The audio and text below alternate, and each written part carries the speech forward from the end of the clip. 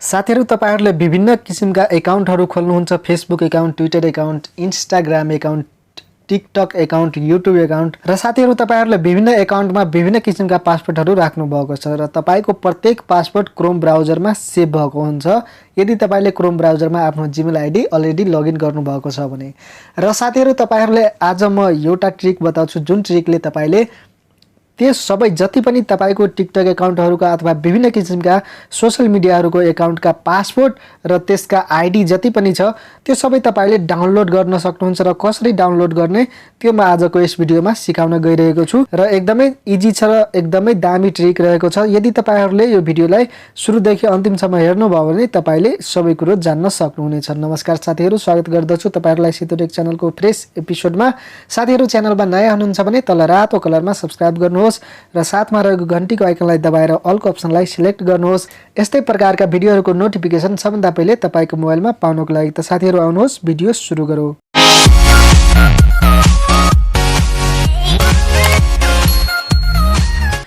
त साथीहरु सबभन्दा पहिले तपाईले जानुपर्ने हुन्छ आफ्नो क्रोम ब्राउजरमा। जस्ट तपाईले क्रोम ब्राउजरमा जानु होला। यहाँ माथि तपाईले राइट साइडमा हेर्नुभयो 3 वटा डट दिएको छ, यसमा टच गर्नु होला। तल सेटिङको अप्सनमा जानु होला र यहाँ तपाईले पासवर्डको अप्सनमा जानु होला।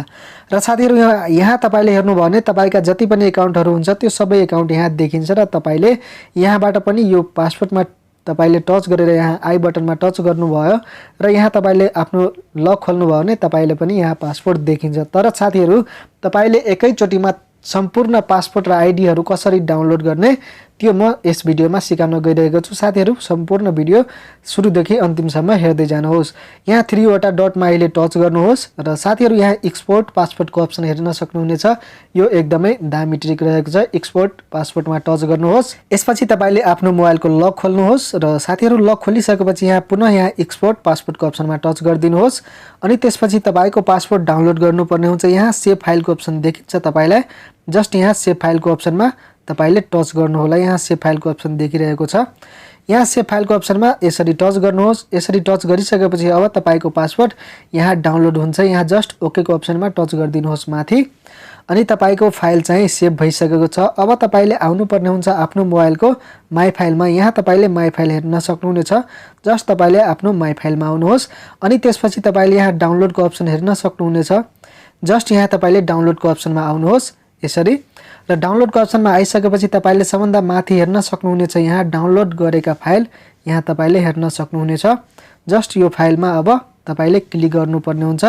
तर साथीहरु तपाईले यो फाइलमा क्लिक गर्नुभयो भने तपाईलाई केही पनि देखिदैन र तपाईले आफ्नो पासवर्ड हेर्नको लागि अब तपाईले यहाँ प्ले स्टोरमा जानुहोस् र एउटा एप्लिकेसन डाउनलोड गर्नुपर्ने हुन्छ। इजेड फाइल एक्सप्लोर भन्ने एप्लिकेसनलाई डाउनलोड गर्नुहोस् र यसलाई ओपन गर्नुहोस्। यसरी ओपन गरिसकेपछि तपाईलाई यसलाई इन्स्टल गरिहाल्नुहोस् अनि इन्स्टल गरिसकेपछि तपाईले पुनः माई फाइलको अप्सनमा आउनुहोस्।